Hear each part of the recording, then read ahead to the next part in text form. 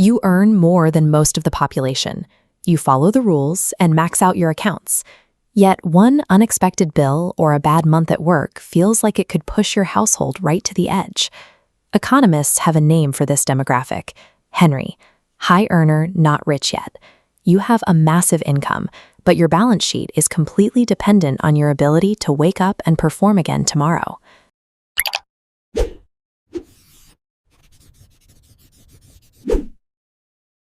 Standard financial advice tells you to aggressively cut expenses and save 25 times your annual spending so you can retire early. But that specific 4% rule was designed for a quiet 30-year traditional retirement. It breaks when applied to a volatile 40-year family life filled with maternity leaves, childcare shocks, and school transitions. Ambitious couples make a specific structural error here. They try to solve wealth building as a spreadsheet problem, focusing purely on asset allocation and coffee budgets. They miss the joint production problem of family life, the way sleep, commute times, and daily schedules actually determine a household's ability to generate surplus. Trimming minor expenses while ignoring these massive systemic frictions creates a dangerous reality. High income without slack is just well-paid fragility. Across the European middle class, the basic math of raising a family is under severe pressure. This line graph charts what researchers call the child penalty. It plots a steady upward earnings trajectory that suddenly plummets. According to the Netherlands Bureau for Economic Policy Analysis, mothers face a 46% drop in earnings relative to their pre-birth trajectory. We see the same structural loss across borders. Adding Germany to the chart, data from the ZEW Institute reveals that mothers earn almost 30,000 euros less in the fourth year after their first birth, compared to similar women without children. When couples review their budget, they see that monthly daycare fees often consume almost the entirety of the second earner's take-home pay. The logical conclusion is that one parent should step back to save cash. That calculation ignores the invisible economics of a career. Stepping out of the workforce permanently halts future wage growth, freezes pension accrual, and introduces severe re-entry friction when trying to return a decade later. Quality childcare functions as vital career infrastructure that allows a household to maintain two viable earners. Quitting to save on these fees liquidates the family's most compounding financial asset, human capital, right when it is most valuable. After human capital, the highest stakes decision a family makes is shelter, particularly in densely populated urban markets. Eurostat data shows that housing now absorbs 19% of disposable income across the European Union on average, with city residents facing even steeper burdens. This environment triggers the housing ratchet. Families confuse a lifestyle upgrade, moving to a larger house, with a strategic wealth-building move. Buying the dream home is massive consumption, financed with leverage. Every upgrade locks the household into a higher fixed baseline of property taxes and maintenance.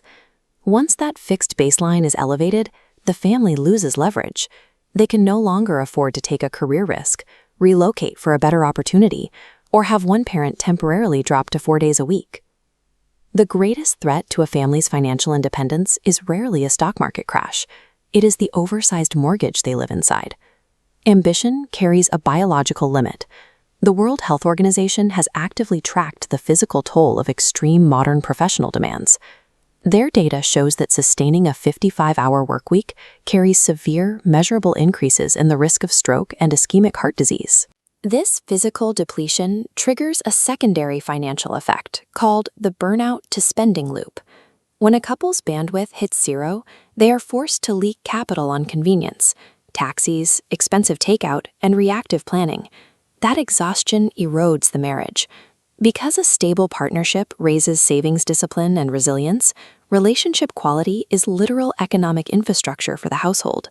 When chronic exhaustion causes family routines to collapse, financial conflict increases, and children lose the predictable environment they need for healthy development. Time scarcity and marital friction are aggressive expense multipliers. They quietly drain net worth long before a single dollar hits an index fund. Escaping this cycle requires abandoning the fantasy of sprinting to a finish line so you can quit working forever to sit on a beach. The correct target for an ambitious household is family financial freedom. This staged framework builds methodically: stability, resilience, flexibility, optionality, independence, and legacy.